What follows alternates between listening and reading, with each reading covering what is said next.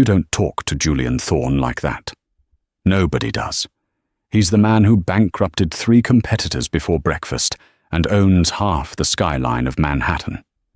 So, when a trembling waitress at the city's most exclusive restaurant interrupted his tirade with 7 words that froze the entire room, "Shout at me again and I'll end this conversation," everyone expected her to be fired, or worse. But what the billionaire did next didn't just shock the patrons. It uncovered a 20-year-old secret that would bring an empire to its knees. You think you know where this is going. You have no idea. Stay tuned, because this is the story of the night the power balance shifted forever. The silence inside L'Obsidian was usually something you paid for. It was a heavy, velvet silence, smelling of truffle oil, aged mahogany, and old money. It was the kind of silence where a dropped fork sounded like a gunshot. But tonight, that silence was being shredded by the voice of Julian Thorne. Elena adjusted the collar of her uniform, her fingers trembling slightly.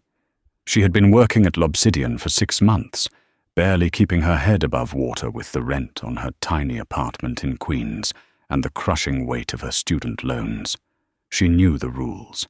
Be invisible, be efficient, be deaf to the conversations of the elite. But Julian Thorne made it impossible to be deaf. He was sitting at table 1, the power booth tucked in the back corner, reserved for royalty and men who thought they were gods. Thorne was the latter. He was handsome in a predatory way, with silver-streaked hair and eyes like chipped flint. Opposite him sat a younger man, sweating profusely in a suit that cost more than Eleanor made in a year.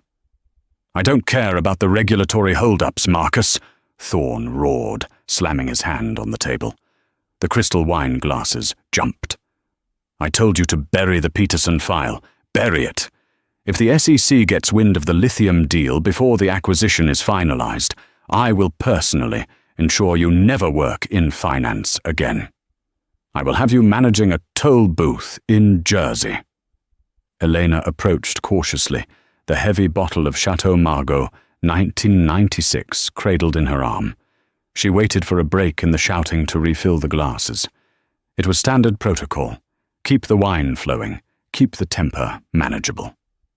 She stepped into the blast zone. "More wine, Mr. Thorne." Julian whipped his head around, his eyes wild with rage. He didn't just look at her. He looked through her. He saw an obstacle, a gnat. "Do I look like I want more wine?" He spat, his voice dripping with venom. "I am in the middle of saving a $4 billion merger, and you're hovering over me like a vulture. Get away from the table." Elena took a step back, clutching the bottle against her chest. "I apologize, sir. I just thought—" "You thought? You're not paid to think." Julian stood up, his chair screeching against the floor. The entire restaurant went dead silent. Forks paused halfway to mouths. The ambient jazz music seemed to vanish. Julian loomed over her, pointing a finger inches from her nose. "You are paid to pour liquid into a glass and disappear. You are the help. You are nothing. Now get out of my sight before I have your manager throw you out on the street." Elena felt the heat rise in her cheeks. She saw Henri, the floor manager, rushing toward them from the maitre d' stand, his face pale with panic. She saw the pitying looks from the other tables, the socialites and the senators pretending to look away while soaking up the drama. She looked at Julian Thorne. She saw the arrogance, the cruelty, the absolute certainty that he could treat a human being like garbage because his bank account had 9 zeros. Something inside Elena snapped. It wasn't a loud snap. It was the quiet click of a lock turning. She didn't retreat. She didn't apologize again. Instead, she set the $2,000 bottle of wine down on the table with a deliberate, heavy thud. She stood up straight, smoothing her apron, and looked Julian Thorne dead in the eye. "Shout at me again," she said, her voice low but carrying through the silent room like a bell.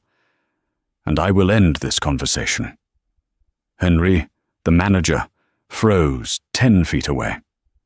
The man named Marcus looked like he was about to have a heart attack. Julian Thorne blinked. For the first time all night, he was speechless. "Excuse me?" Julian whispered, the danger in his voice rising. "You heard me," Elena said, her voice gaining strength. "I am serving you dinner, Mr. Thorne. I am not your punching bag. I don't care if you're buying the city or selling it. You will speak to me with respect, or you will pour your own wine." Henri finally reached the table, breathless. "Mr. Thorne, I am so terribly sorry. She is new. She is... Elena, leave immediately. You're fired. Get out." Henri reached for Elena's arm, but Julian held up a hand. "Stop." Julian didn't look at Henri. He was still staring at Elena, studying her face as if she were a complex mathematical equation he couldn't quite solve. The rage in his eyes had shifted into something else. Curiosity, amusement, or something darker. "You're warning me?" Julian asked softly.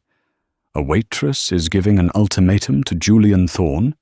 "I'm giving an ultimatum to a man who has forgotten his manners," Elena replied, her heart hammering against her ribs like a trapped bird. She knew she was fired.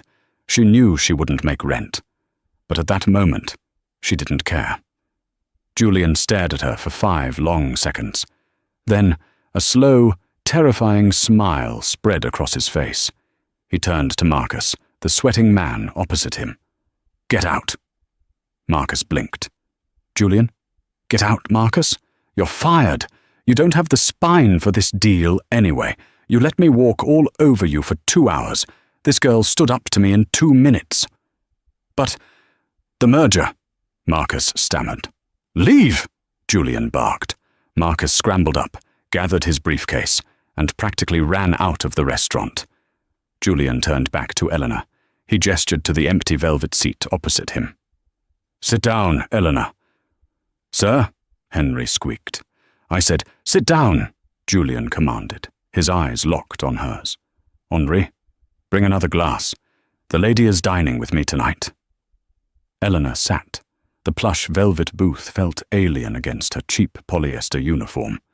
She felt the eyes of the entire room boring into her back.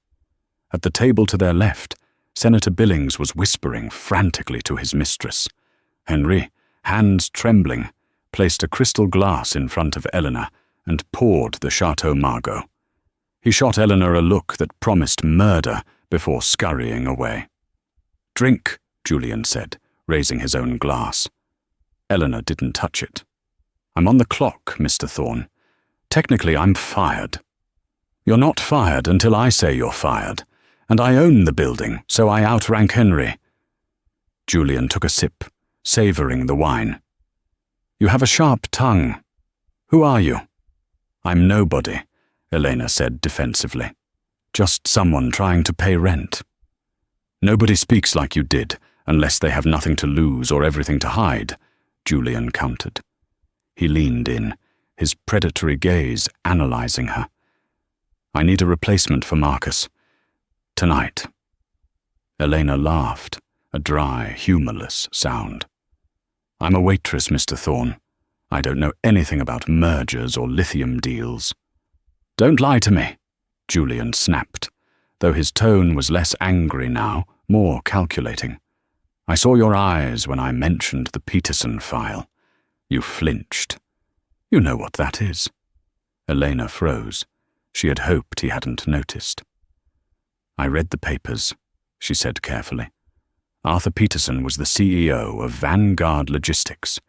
He committed suicide 3 years ago after being accused of embezzlement." "Correction," Julian said, swirling his wine. "He was framed for embezzlement. By me. Or at least, that's what the rumors say." Elena's hands clenched into fists under the table. She knew the rumors. She knew them better than anyone. "Why are you telling me this?" she asked. "Because tonight I have a meeting with Arthur Peterson's silent partner, a man named Silas Vance. Do you know the name?" Elena's breath hitched. Silas Vance, the butcher of Wall Street, a man so private that no photo of him had been published in a decade. "I've heard the name," she said. "Vance is coming here in 20 minutes, Julian said, checking his platinum Patek Philippe watch. "He holds the key to the lithium rights in Nevada. If I get those rights, Thorn Enterprises triples in value. If I don't, my creditors will tear me apart by Monday morning. I am leveraged to the hilt, Elena. I am standing on a cliff edge." It was a stunning admission. The invincible Julian Thorn was admitting vulnerability to a waitress he had just met. "Why tell me?" Because Marcus was a sycophant, he would have agreed with everything Vance said. Vance eats yes-men for breakfast. I need someone who isn't afraid to be rude, someone who can look a shark in the eye and tell him to go to hell. Julian smiled. "Someone like you? You want me to negotiate a billion-dollar deal? No, I will do the negotiating. I want you to be my intuition. I want you to sit there, drink this expensive wine, and watch Vance. He has a tell. Everyone has a tell when they are lying. I need you to find it. And if I do, I will give you a check for $500,000. Tonight." The number hung in the air. $500,000. It was enough to pay off her loans, move her mother into a better facility, and restart her life. It was freedom. "And if I fail?" Elena asked. "Then I lose everything, and you go back to pouring soup for tips." Elena looked at the wine glass. She thought about the stack of final notice bills on her kitchen counter. She thought about the secret she had been keeping for 3 years, the reason she had dropped out of Yale Law, the reason she was working here in the first place. She wasn't just a waitress. She was Eleanor Peterson, Arthur Peterson's daughter. She had changed her name after the scandal, after her father jumped from the George Washington Bridge. She had spent 3 years hating Julian Thorn, blaming him for destroying her family. She had taken this job at L'Obsidian specifically because she knew he dined here. She had been waiting for a moment to hurt him, and now he was handing her the weapon. If she helped him, she got the money. But if she sabotaged him, if she fed him the wrong information during the meeting with Vance, she could destroy Julian Thorn once and for all. She could finish what her father started. Elena picked up the glass of wine. She looked Julian in the eye. "I'll do it," she said. "Good," Julian said. He reached into his jacket pocket and pulled out a small, sleek earpiece. "Put this in. I need to be able to hear you, and you need to hear what my analysts are feeding me. But remember, Elena, Vance is dangerous. He doesn't just ruin reputations, he makes people disappear. If he figures out you're playing a game, we are both dead." Eleanor placed the earpiece in her ear. It felt cold. "I'm not afraid of Silas Vance," she lied. "You should be," Julian muttered. At that moment, the heavy oak doors of the restaurant swung open. The temperature in the room seemed to drop 10 degrees. 2 massive bodyguards walked in, followed by a man in a wheelchair. He was skeletal, with skin like parchment and dark sunglasses covering his eyes. He was pushed by a woman in a red dress who looked like a movie star, but had the dead eyes of an assassin. "Showtime," Julian whispered. "Don't screw this up, Elena." Eleanor watched the man in the wheelchair approach. Silas Vance, the man who had allegedly helped Julian frame her father. She took a sip of the wine. It tasted like blood and money. "I won't screw it up, Julian," she thought. "I'm going to burn you to the ground." The arrival of Silas Vance was not just an entrance, it was a localized weather event. As his wheelchair rolled silently across the plush carpet, the air in Lobsidian seemed to thicken, becoming harder to breathe. The ambient chatter of the restaurant didn't just fade, it was strangled. Silas Vance was a man who had allegedly not left his penthouse at the Dakota in 5 years. The tabloids speculated he was dead.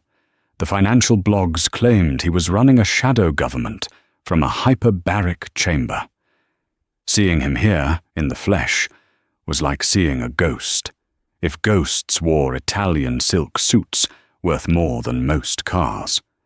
He was stopped at the head of the table. The woman in red, stunning, severe, with hair pulled back so tight it pulled at her eyes, locked the wheels of the chair. She didn't look at Julian. She didn't look at Elena. She pulled a heavy leather folder from a bag and placed it on the table. "Silas," Julian said, his voice steady, though Elena could see the vein in his neck pulsing against his collar. "I didn't think you'd come in person. I thought you'd send your dogs." The man in the wheelchair didn't move. His head was lolled slightly to the right. His eyes were hidden behind the black lenses of his sunglasses.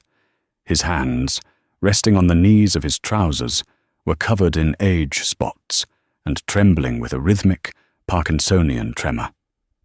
"Mr. Vance does not speak to desperate men," the woman in red said. Her voice was ice water. "I am Isabella Vance. I speak for my father." "Isabella," Julian nodded, acknowledging her but keeping his eyes on the old man. "It's been a long time. Since the Hamptons, I believe. You were friendlier then." "That was before you tried to bankrupt my family, Julian," Isabella replied, taking the seat opposite Marcus's vacant spot. She didn't even glance at Eleanor. To her, Eleanor was just part of the furniture, a decorative piece Julian had acquired for the evening.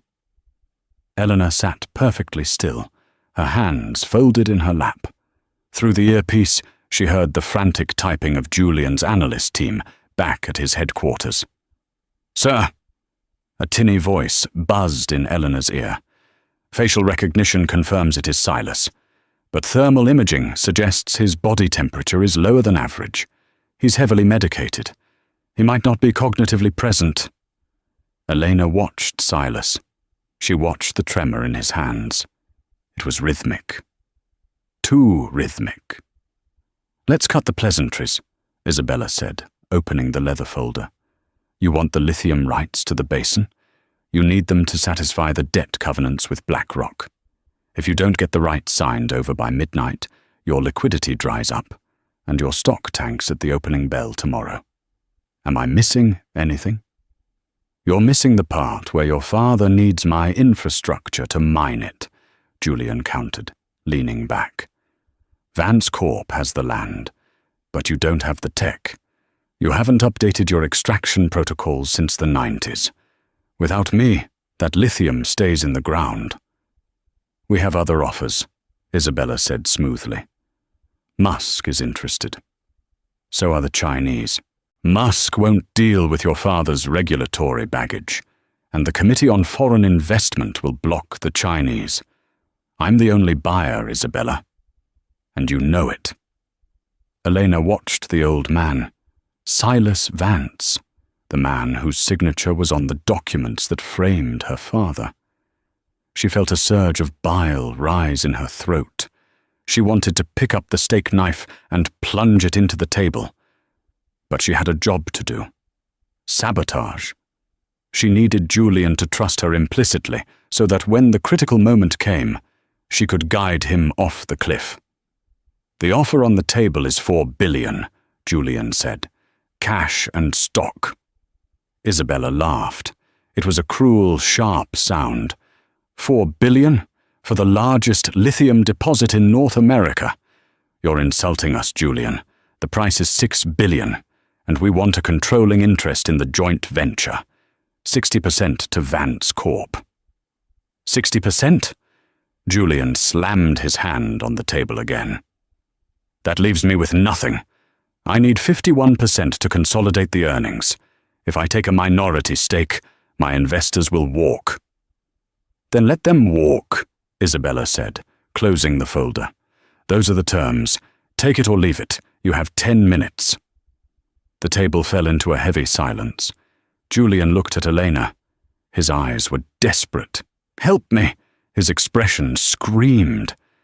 Elena looked at Isabella. Then she looked at Silas Vance. She saw it. It was small, almost imperceptible. But it was there. Silas Vance's right hand was trembling, but when the waiter approached to pour water into Isabella's glass, the water splashed slightly. Isabella flinched, and for a split second, less than a heartbeat, Silas Vance's hand stopped trembling. His finger tapped the armrest of the wheelchair. Once, twice. It was a signal. Elena realized with a jolt that the old man wasn't as out of it as he pretended. He was listening. He was directing Isabella. And he was nervous. Why would he be nervous if he held all the cards? Tell me what you see, Julian whispered to Eleanor, pretending to lean in to check her menu. Eleanor leaned in close, her lips brushing his ear. She smelled his cologne, sandalwood and cold, hard cash. He's not asleep, Eleanor whispered, and he's not sick. At least not as sick as he's acting. What? Julian hissed. His hand, Eleanor murmured. He stopped shaking when the water spilled. It's an act. He's controlling the room. And Isabella, look at her neck. Julian glanced at Isabella. She's sweating, Eleanor whispered. Just at the hairline. She's terrified. They don't have another buyer, Julian. If they had Musk or the Chinese lined up, they wouldn't be here at 9 p.m. on a Friday trying to strong-arm you. They're desperate. They need this deal as much as you do. Are you sure? Julian asked, searching her eyes. This was it. The moment of truth. If Eleanor told him the truth, he would push back and win. If she lied, if she told him they looked confident, he would fold, accept the bad deal, and eventually lose his company when the debt crushed him. It would be so easy to lie. They look solid, Julian. Take the deal. But looking at Silas Vance, that fraudulent, evil old man hiding behind dark glasses, Elena felt a different kind of hatred. Silas Vance had destroyed her father, too. Silas Vance was the one who had allegedly provided the false bank records. If she let Julian lose now, Vance won, and she couldn't stomach the idea of Silas Vance winning. I'm sure, Elena said, making a snap decision. She would save Julian now, only to destroy him later on her own terms. She wouldn't let Vance take the kill. Crush them. Julian pulled back. He looked at her for a long second, then turned to Isabella. A cold, shark-like smile returned to his face. No, Julian said. Isabella blinked. Excuse me? I said no. 6 billion is a fantasy, and 60% is a joke. My offer stands at 4 billion. But now the terms have changed. I want 70%, and I want Silas off the board of directors. Isabella's face went white. We're leaving. She stood up and grabbed the handles of the wheelchair.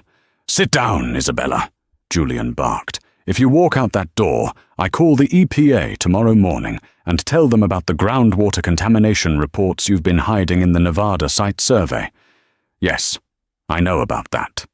My analysts found it 10 minutes ago. Isabella froze. Her hands gripped the wheelchair so hard her knuckles turned white. Silas Vance's head lifted, just an inch. Sit down, Julian repeated, softer this time. Isabella slowly sat back down. The power in the room had shifted so violently the air felt thin. Good, Julian said. Now let's talk about reality. The negotiations dragged on for another hour. Courses of food came and went, untouched. A risotto aux truffes went cold. A filet mignon congealed on the plate. The only thing being consumed was the patience of everyone involved. Elena sat in the eye of the storm. She played her part perfectly. Every time Isabella tried to pivot or bluff, Elena would tap Julian's foot under the table or whisper a single word of guidance. She was reading Isabella's micro-expressions like a book. The flare of a nostril meant a lie. The touching of the necklace meant insecurity. Julian was destroying them. He had beaten them down from 6 billion to 3.8 billion. He had secured 55% control. It was a masterclass in corporate warfare, and Elena was the secret weapon. Finally, Isabella threw her pen down. She looked defeated. She looked like a child who had been scolded. "Fine," she whispered. 3.8 billion. 55%. We sign tonight. Julian exhaled, a long, shuddering breath of relief. He looked at Elena, and for the first time, his guard dropped completely. His eyes shone with genuine gratitude. "We did it," he mouthed. "Get the papers," Julian said to his lawyer, who had materialized from the shadows of the bar area. As the documents were being spread out on the table, pushing aside the untouched wine glasses, the atmosphere relaxed slightly. The war was over. Or so they thought. "One condition," a voice croaked. It sounded like dry leaves being crushed under a boot. It was a voice unused to speaking. Everyone froze. They turned to the head of the table. Silas Vance had removed his sunglasses. His eyes were milky white, surrounded by red, irritated rims. But they were sharp. They were terrifyingly intelligent. He was looking directly at Julian. "Silas," Julian said, surprised. "You can speak." "I can do many things," Silas rasped. He lifted a hand, steady now, no tremor at all, and pointed a gnarled finger at Julian. "I will sign your deal, Julian. I will give you your lithium. I will save your empire." "Okay," Julian said slowly. "What is the condition?" Silas shifted his gaze. He didn't look at Isabella. He didn't look at the lawyers. He looked at Elena. "I want her," Silas said. Elena's blood ran cold. The room seemed to spin. "Excuse me?" Julian laughed nervously. "This is Eleanor. She's on my staff. She's not for sale, Silas. This isn't the Middle Ages." "I don't want to buy her," Silas sneered, his lips curling back to reveal yellowed teeth. "I want to talk to her. Alone. 5 minutes. Outside." "Why?" Julian demanded, his protective instinct suddenly flaring up. "She's a waitress, Silas. What business do you have with her?" Silas Vance leaned forward, the wheelchair creaking. "Because," Silas whispered, his voice carrying a weight that crushed the air out of Eleanor's lungs. "She looks exactly like her father." The silence that followed was absolute. It was heavier than the silence when Eleanor had shouted at Julian. This was the silence of a bomb having just detonated, and the dust suspended in the air before the shockwave hit. Elena stopped breathing. She gripped the edge of the table so hard her fingernails dug into the wood. "He knows." Julian looked from Silas to Elena. He frowned, confusion clouding his features. "Her father? What are you talking about?" "Look at her, Julian," Silas wheezed. "Look past the cheap uniform. Look at the chin. Look at the eyes.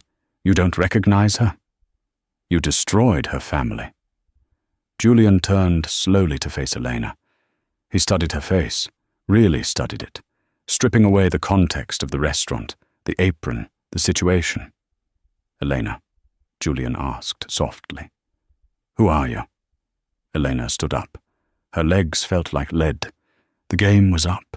There was no point in hiding anymore. The earpiece felt like a parasite in her ear. She ripped it out and dropped it into her wine glass. "My name," she said, her voice trembling, but gaining strength with every syllable, "is Eleanor Peterson. Arthur Peterson was my father." Julian recoiled as if she had slapped him. His face went pale. "Peterson? You... But Arthur's daughter was in law school. She dropped out." Eleanor said coldly. When you framed her father for embezzlement and drove him to suicide, the money for law school kind of dried up. Julian looked horrified. Eleanor, I didn't— Save it, she snapped. Well, well, well, Silas Vance cackled, a dry, hacking sound. The reunion is complete. Now, Julian, my condition stands. I want 5 minutes with the girl. If I get it, I sign the deal. If I don't, I burn the papers, and you lose everything by morning. Julian looked at the papers. He looked at his empire, his legacy, hanging by a thread. Then he looked at Eleanor, the daughter of the man he had ruined, the woman who had just saved his hide. No, Julian said firmly. What? Silas stopped laughing. I said no, Julian said, standing up to his full height. She isn't a bargaining chip. I don't care who her father was. She helped me tonight. I'm not handing her over to you. Then you lose everything, Silas roared, his voice surprisingly strong. Fine, Julian roared back. Keep the lithium, keep the mine, I'll find another way, but you get the hell out of my restaurant. Elena stared at Julian. She was stunned. He was choosing her, his enemy's daughter, a waitress, over a $4 billion deal. It didn't make sense. Julian Thorne was a monster. Monsters didn't do that. You're a fool, Julian, Silas spat. Just like Arthur was. Wait, Elena said. Everyone looked at her. Elena looked at Silas Vance. She saw the glint in his milky eyes. He wasn't asking for a chat because he wanted to reminisce. He wanted to tell her something that Julian wasn't supposed to hear. She realized suddenly that the dynamic at the table was a triangle, not a line. It wasn't Julian versus Vance. It was something else. I'll do it, Elena said. Elena, no. Julian grabbed her arm. You don't know him. He's dangerous. I'll be fine, Elena said, pulling her arm away. She looked at Julian with a mixture of confusion and grudging respect. You stood up for me. Thank you. But I need to hear what he has to say. She walked around the table. Isabella stood up and unlocked the wheelchair brakes. 5 minutes, Elena said to Silas. Outside on the terrace. Silas smiled. It was the smile of a spider welcoming a fly. After you, Miss Peterson. Elena walked toward the terrace doors, the heavy glass parting to let in the cool New York night air. Silas rolled behind her, the electric motor of his chair humming. As the doors closed, sealing them off from the restaurant, the noise of the city rushed in. Sirens, honking cars, the hum of life. Elena walked to the railing and looked out at the city lights. She turned to face the old man. Talk, she said. Why did you want to see me? Silas Vance stopped his chair. He reached into his jacket pocket. For a second, Elena thought he was pulling a gun. She tensed, ready to run. But he pulled out a photograph. It was old, battered, and stained with coffee rings. He held it out to her. Elena took it. She moved into the light of a heat lamp to see it. It was a photo of 3 men standing on a yacht, laughing, holding glasses of champagne. On the left was Julian Thorne, young and handsome. In the middle was Silas Vance, standing tall and strong. On the right was her father, Arthur Peterson. They looked like brothers. What is this? Elena asked. The beginning, Silas said. 1998. We started the firm together, the 3 of us. I know my father knew you, Elena said. That's not news. Do you know why your father died, Elena? Silas asked softly. Because Julian framed him, she spat. Because Julian got greedy and planted the evidence of the embezzlement on Arthur's computer. Silas shook his head slowly. No, child. Julian didn't frame your father. Elena froze. What? Julian didn't frame Arthur. Silas whispered, leaning forward, his voice dropping to a conspiratorial hiss. Arthur was guilty. He stole the money, Elena. He stole it to pay off gambling debts to the Russian mob. Liar! Elena shouted. My father was a good man. Your father was a desperate man, Silas corrected. Julian tried to cover it up. He tried to pay the debt himself to save Arthur. But the SEC got wind of it. Julian took the public heat, acted the villain, to protect Arthur's reputation. To protect you. Elena felt the ground sway beneath her feet. That's impossible. Julian hates him. He talks about him with such disdain. It's an act, Silas said. Julian Thorne is many things, arrogant, ruthless, ambitious. But he loved your father. He never framed him. He tried to save him. Then why are you telling me this? Elena asked, tears stinging her eyes. Why now? Why ruin your leverage? Silas smiled again. This time it was truly evil. Because, my dear, Silas said, I'm the one who framed him. Elena stopped breathing. I cooked the books, Silas whispered, his face glowing demonically in the red light of the heat lamp. I stole the money. I blamed Arthur. And I let Julian take the fall for being the bad guy while I walked away with the cash. And tonight, I'm going to finish the job. Why are you telling me? Elena gasped, backing away toward the railing. Because, Silas said, reaching for a button on the armrest of his wheelchair. No one will ever believe a grief-stricken waitress who, accidentally, fell off the balcony of a penthouse restaurant. The wheelchair lunged forward with a mechanical whine. The mechanical whine of the wheelchair motor was the sound of a nightmare. It was high-pitched, electric, and relentless. Elena scrambled backward, her heels skidding on the polished limestone of the terrace floor. She hit the railing with a bone-jarring thud. The metal was cold against her back, and behind her there was nothing but a sheer 60-story drop to the grid of Manhattan streets below. Silas Vance didn't look frail anymore. His face was twisted into a mask of pure, unadulterated malice. His hand was jammed down on the joystick of the wheelchair, driving the heavy, reinforced footrests directly toward Elena's shins. You should have stayed hidden, little girl, Silas hissed over the wind. You should have changed your name and moved to Idaho, but you had to come back. You had to serve me wine. Get away from me, Elena screamed, grabbing the metal railing with both hands, trying to hoist herself up, trying to find leverage. But the wheelchair was heavy, custom-built, armored, probably weighing 300 pounds. Silas pinned her legs against the bottom of the railing. The metal groaned. The railing shuddered. Arthur screamed too, Silas taunted, pushing the joystick forward. The torque of the motor pressed harder, crushing Elena's legs. The railing began to bend outward. He begged me to stop. He told me he had a daughter. I told him that was his problem, not mine. Elena cried out in pain as the pressure on her shins became unbearable. She looked over her shoulder. The drop was dizzying. The cars looked like toys. If the railing gave way, she would be gone in seconds. Die, Silas whispered. Crash. The glass doors to the terrace exploded outward. It wasn't a polite opening. It was a shattering impact. A heavy iron chair from the dining room flew through the glass, sending shards raining down like diamonds. Silas jerked his head around. Julian Thorne came through the broken door like a dark blur. He wasn't the composed billionaire anymore. He was a force of nature.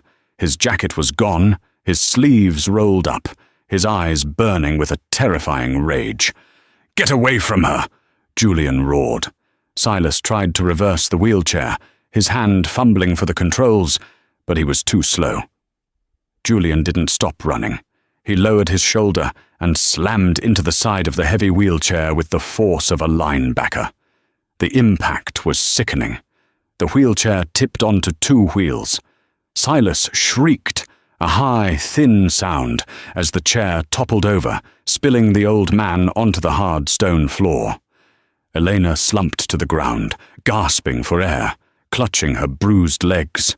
The pressure was gone, but the terror remained. "Elena!" Julian scrambled over to her, ignoring the glass slicing into his palms.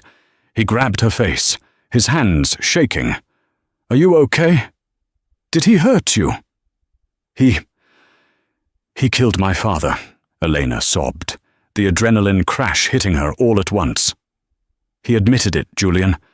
It was him." Julian's face hardened. He looked over at Silas, who was struggling to crawl toward the door like a broken insect. The wheelchair lay on its side, wheels spinning uselessly in the air. "I know," Julian whispered. "I suspected, but I never had proof." Julian stood up. He walked toward Silas Vance. Silas flipped onto his back, holding up his trembling hands. "Stay back! I'll sue you! I'll buy this building and evict you! I am Silas Vance!" "You're a murderer," Julian said, his voice deadly calm. He reached down, grabbed Silas by the lapels of his expensive suit, and hauled the old man off the ground. "Isabella!" Silas screamed. "Isabella, help me!" As if summoned, the woman in the red dress appeared in the shattered doorway. But she wasn't alone. She was holding a silenced pistol. "Put him down, Mr. Thorne," Isabella said. Her voice was steady. She held the gun with professional ease, aimed directly at Julian's chest. Julian froze. He held Silas up as a shield, but the old man was too small to cover him completely. "You won't shoot," Julian said, narrowing his eyes. "Not here. Not with witnesses. There are 50 people inside that restaurant." "They are busy hiding under the tables," Isabella said coldly. "And the staff has been encouraged to leave the kitchen. Drop my father. Now." Julian hesitated. He looked at Elena, huddled by the railing. If he dropped Silas, Isabella might shoot them both. If he didn't, she would definitely shoot him. "Let him go, Julian," Elena said, her voice trembling but clear. "It's not worth dying for." Julian ground his teeth. He glared at Silas, his eyes promising retribution. Then, with a shove of disgust, he threw Silas toward Isabella. Isabella caught the old man with one arm, keeping the gun trained on Julian. She dragged her father backward into the restaurant. "The deal is off," Isabella said, "and if you try to follow us, I will kill the girl first." They retreated through the dining room. Elena could hear the frantic shouts of Henri and the other staff in the distance, but no one dared approach the woman with the gun. Julian didn't move until the elevator doors chimed and slid shut. Only then did he sag, the tension leaving his body. He turned back to Eleanor. He offered her a hand. "Can you stand?" he asked gently. Eleanor looked at his hand, the hand of the man she had hated for 3 years, the hand she thought was stained with her father's blood. She took it. He pulled her up, and for a moment they stood close, the wind whipping Eleanor's hair around her face. "You saved my life," she said. "I'm sorry I didn't do it sooner," Julian replied. He looked at her legs. "We need to get you ice, and we need to get out of here. Vance isn't done. He'll send people." "He has the lithium," Elena said, panic rising again. "He won. You didn't get the signature." Julian looked at the city skyline. A strange, dark smile touched his lips. "He didn't win," Julian said. "He thinks he won. But he just started a war he can't afford." "What do you mean? You're bankrupt without that deal." "I have something better than money now," Julian said, looking deep into her eyes. "I have Arthur Peterson's daughter. And if you are half as smart as your father was, we can burn Silas Vance to the ground before the sun comes up." Elena wiped the tears from her face. She straightened her apron, though it was torn and dirty. "I'm smarter than my father," she said.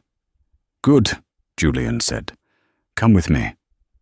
The penthouse of the Thorne Tower was a fortress of glass and steel, floating above the clouds. It was stark, modern, and filled with servers that hummed with the quiet power of $1 billion in data. Elena sat on a white leather sofa, an ice pack strapped to her shin. She had changed out of her waitress uniform into a spare cashmere sweater and sweatpants Julian had given her. They were too big, swallowing her frame, making her look small and vulnerable. But her eyes were sharp. She was watching Julian pace back and forth in front of a wall of monitors. "My father," Elena said, breaking the silence. "Tell me the truth. The real truth." Julian stopped pacing. He poured 2 glasses of whiskey. Cheap stuff this time, not the Margot. He handed one to her. "Arthur was a genius," Julian began, sitting on the coffee table opposite her. "He built the algorithms that made our firm billions. But he had a vice, gambling, not just poker, high stakes, underground leverage betting. He got in deep with the wrong people, Russian syndicates." Elena gripped the glass. "Silas said he stole from the company." "He did," Julian nodded. "But he didn't do it for greed. He did it to keep them from hurting you. They threatened to kidnap you, Elena. Arthur was terrified. He siphoned $5 million from the accounts to pay them off. And you knew?" "I found out too late. The SEC audits were already flagged. Silas saw an opportunity. He didn't just report the theft. He altered the records to make it look like Arthur had stolen $50 million. Silas took the extra 45 for himself and pinned it all on Arthur. And you took the blame," Elena whispered. "Why?" "Because Arthur came to me the night before he jumped. He told me everything. He begged me not to let the world know about the Russians. He said if the syndicate knew he had talked, they would come for you. So I made a deal with the devil. I let the world think I was the negligent CEO who let it happen. I fired Arthur publicly to distance him from the firm, hoping the Russians would think the debt died with him." Elena felt a tear roll down her cheek. For 3 years, she had despised the only man who had actually tried to protect her. "I hated you," she said. "I know," Julian said softly. "It was better that way. If you hated me, you stayed away. You stayed safe. But Silas knows now," Elena said. "He knows who I am." "Which means the gloves are off," Julian said. He stood up and walked to the massive server bank. "Silas Vance thinks he has me cornered. He knows my loans are due on Monday. He knows I didn't get the lithium deal signed. He thinks I'll be liquidated, and he can buy my assets for pennies on the dollar. Won't he?" "Not if we find the ghost drive," Julian said. Elena frowned. "The what?" "Arthur wasn't just a gambler, Elena. He was paranoid. He built a back door into the company servers, a dead man's switch. He told me that if anything ever happened to him, the evidence to clear his name and the evidence of Silas's theft was on a secure partition. But he never gave me the key." Julian turned to her. "He said the key was safe at home." Elena's heart skipped a beat. Safe at home. She closed her eyes, thinking back to the day her father died.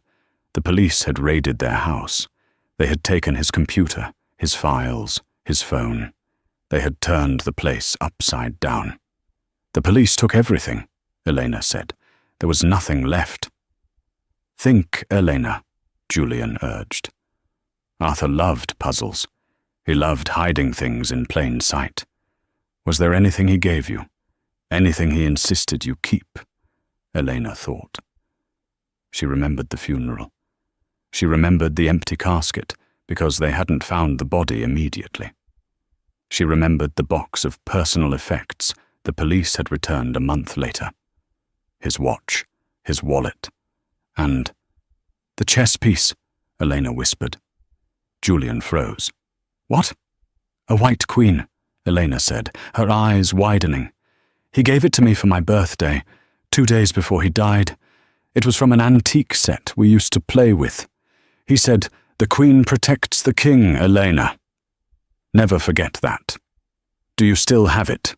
Julian asked, his voice intense. It's on my keychain, Elena said. I carry it everywhere. She reached for her purse, which she had salvaged from the restaurant. Her hands trembled as she dug through the contents. Lipstick, pens, tips from the night. And there it was, a heavy, ivory-carved chess piece attached to a simple silver ring. The White Queen. She held it up. Julian took it from her carefully. He held it under the light. It looks solid, he muttered. He twisted the base. It didn't move. He pulled on the head. Nothing. Maybe it's just a chess piece, Elena said, her hope fading. Arthur didn't do just anything, Julian said. He walked over to a microscope set up on a workbench in the corner. He placed the Queen under the lens. Look, he said. Elena limped over and peered through the eyepiece. On the bottom of the chess piece, carved into the ivory and microscopic script, was a series of numbers. 19922-1168 points, row 1, and port 8080, a PWD, Elena wins. It's an IP address, Julian said, typing furiously on his keyboard. A local server. But where? Wait, Elena said, pointing at the screen. That IP, that's a local loopback for a specific type of legacy server, the kind Vance Corp still uses for their archive storage. Julian looked at her, impressed. You know servers? I spent 3 years trying to hack your company to find dirt on you, Eleanor admitted with a sheepish smile. I learned a few things. Julian laughed. It was a genuine, happy sound. Remind me to give you a job in IT if we survive this. He punched in the IP address. A black command prompt appeared on the giant wall screen. Enter. Password. Julian stepped back. Do the honors. Elena stepped forward. Her fingers hovered over the keyboard. ELENA_WINS. She hit enter. The screen flashed green. Lines of code began to cascade down the monitor like a waterfall. Files, emails, bank transfer records, audio logs. My God, Julian whispered. It's everything. It's the ledger. The real ledger. He pointed to a column of numbers. Look at the dates. These transfers. They go directly from the company accounts to a shell company in the Caymans registered to Silas Vance. It proves he stole the money, Elena said, breathlessly. It clears my father. It does more than that, Julian said, a predatory grin returning to his face. Look at the timestamp on the last file. Elena looked. Today, 8:45 p.m. What is that? She asked. That, Julian said, is the geological survey for the Nevada lithium basin, the one Silas tried to hide.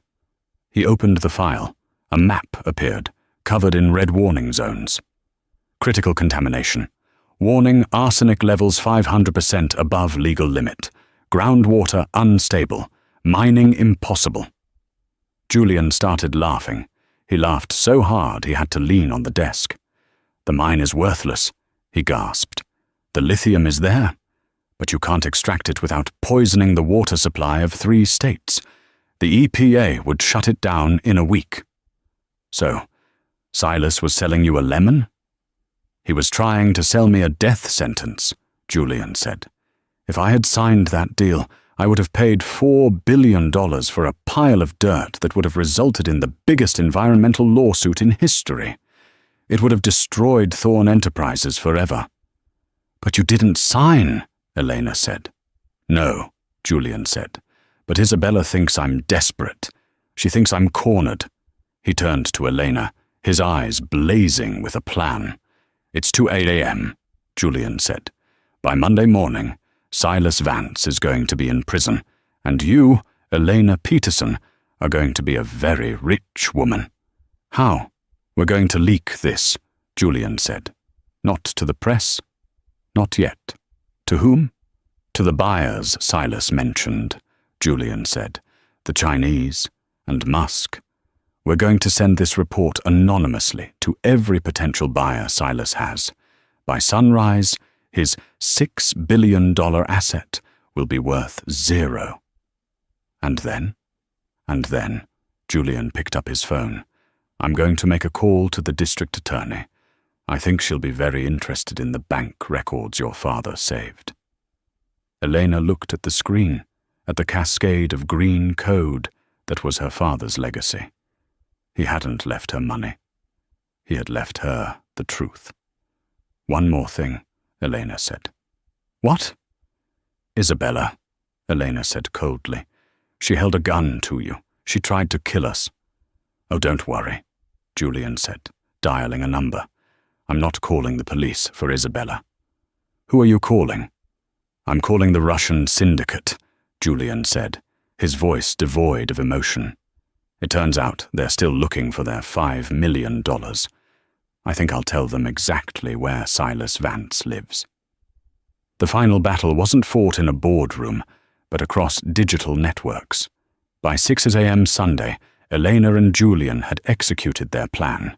The Ghost Drive data, the undeniable proof of contamination in the Nevada lithium mine, was leaked anonymously to environmental agencies and rival corporations. Simultaneously, the real accounting ledger and Silas's damning audio confession were delivered to DA Olivia Sterling. At 7 a.m., the financial world began to crumble for one man. Vance Corp stock was halted pending an emergency investigation. The environmental catastrophe was now public knowledge, instantly rendering Silas Vance's multi-billion-dollar asset worthless. Julian's firm, Thorn Enterprises, stabilized.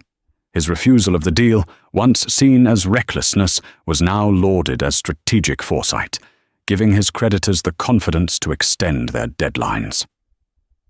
Julian's final, dark move was completed when a brief, cryptic confirmation arrived.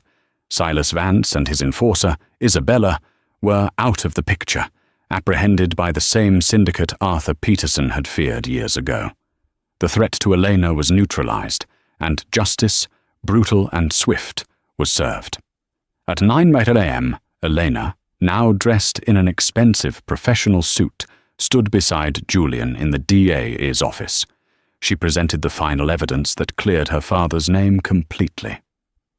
DA Sterling confirmed that Arthur Peterson would be posthumously exonerated. The real embezzler, Silas Vance, was facing life in prison and total asset forfeiture. That evening, back in the penthouse, Julian handed Elena her contract, $500,000, the full salary of a chief ethics officer, and most importantly, the 30% stake in Thorn Enterprises belonging to the Peterson estate. Elena was now a minority partner. Why go through all this, Julian? Elena asked, still grappling with the years of hatred she had carried. Julian looked out at the city lights. Arthur and I planned for this. He knew Silas would come for him, and he knew you were the only one stubborn enough to find the truth. Julian confessed that when she shouted at him in the restaurant, his rage immediately turned to relief. When you put that bottle down and said, "Shout at me again and I'll end this conversation," I didn't see a waitress, Eleanor. I saw Arthur's eyes. I recognized your fury. I knew the test was over, and you had passed. Julian hadn't hired her. He had been protecting her and waiting for the moment to pass the torch. He placed the White Queen chess piece in her hand. Thorn Enterprises is moving into sustainable energy and ethical finance, he declared. You have the ethics, I have the capital.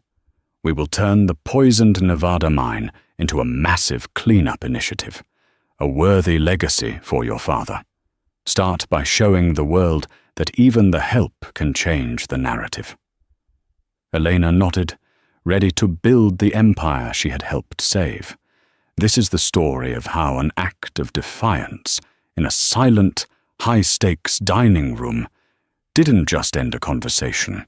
It brought down a financial titan and vindicated a dead man's memory.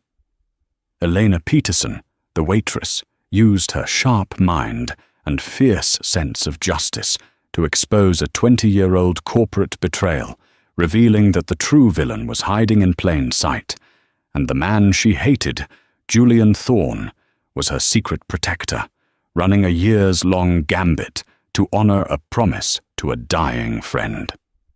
The line, "Shout at me again and I'll end this conversation," wasn't just a warning, it was the starting pistol for a final, high-stakes victory that shocked Wall Street and cemented her place among the most powerful new executives in Manhattan.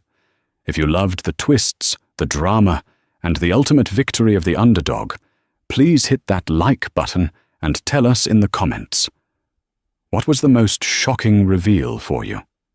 Did you expect Julian was covering for Arthur all along?